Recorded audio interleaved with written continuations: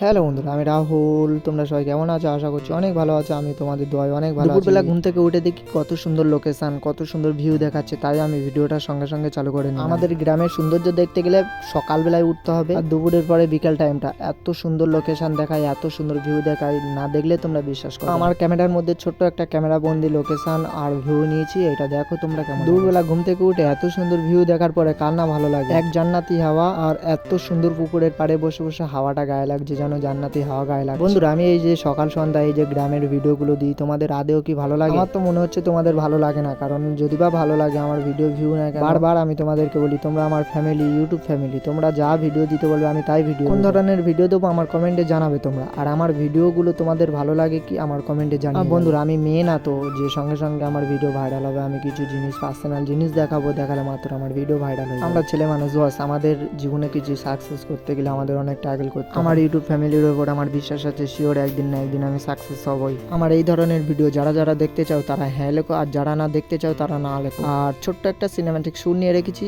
দেখতে থাকো।